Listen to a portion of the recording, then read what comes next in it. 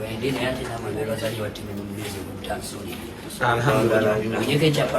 My boss. I know my brother. We pray for you every day. Juni msiaganya kuleta uno. Ujuzi wako box ya little like kidogo na chimali. My boss, we love you so much. Kama kumile. Alhamdulillah.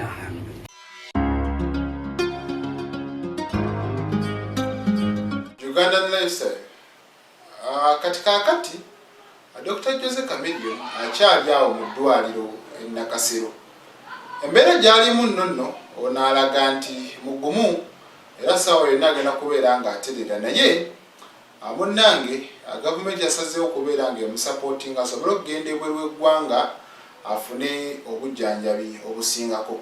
Kati ono gy'agenda otwalibwa ly'eggwanga erya Amerika era ng'eno yewali famire ye omuli abaana n'oyo yavaayo n'ayogera ku mbeera nga bweri aba makasi. Kale katusuubire nti nno bajja sobola okubeera nga bamusisinkana mu ddwaliro byeyogerera ku social media osanga wanabimugamba face to face kijja kuleetawo enjawulo mu bulamu bwe. Mu mbeera nga bweri mu ddwaliro kati ono Palaso mu kugendayo yasobodde okubeera nga amutambuzatambuzaamu awo ebweru era n'alagira ddala nti munnange saawa yonna agenda kukomawo akube bannayuganda omuziki. Bwe mundaba nga nnimiridde temulowooza nga nti mbeera bw'omulina famire ennene bano baganda bange.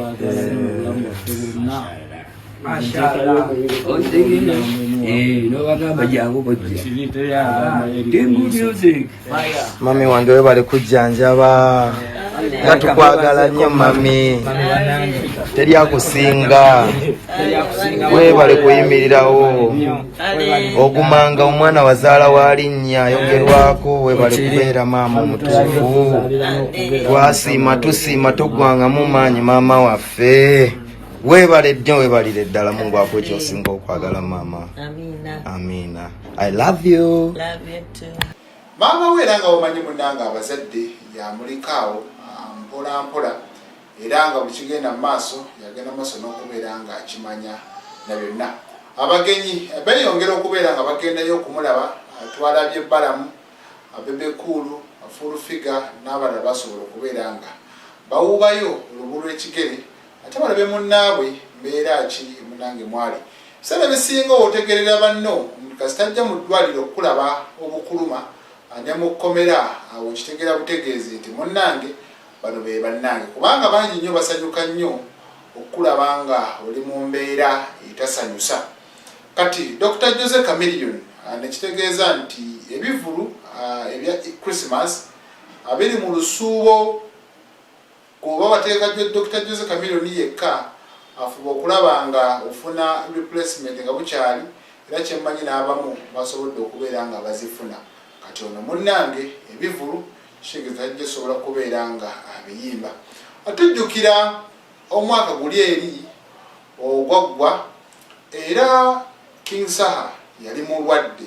Mu kubeera omulwadde ebivulu bye abamu kubagenda maaso n'okubeera nga bamuyambako obikuba ekiraka kwaliko omukyala Shiba Kalonji kusano no Dr. Jose Chameleon kenyini basobola okubeera nga bayambako okubikawo mu kiseera kino eno Jose Chameleon bw'abanga wakubibwawo biraka tugambe baani abasobola okubeera nga munnange bamuyambako. Wizo agenda naye kusobola okulaba nga ajjanjabibwa tugambe Palaso Saha nakkiriza olw'embeera eriwo n'ebirala naye nga atusaasira mwenda munnange olw'okutaataganyizibwa ne concerts zammwe oba ebivulo byammwe ebya festive season eno akosa munnange nammwe bamanager abapromota abadde balya kuona omuyimbi obadde musuubira nti kabalansi kana bakafulumyeyo osanga tujja sobola okubeera nga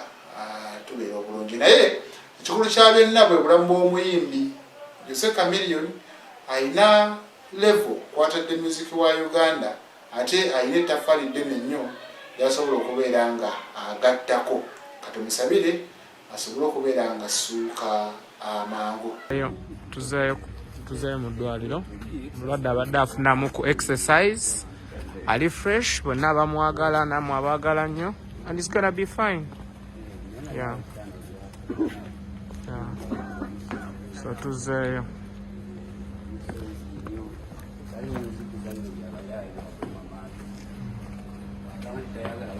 Yes, our boss is gonna be strong.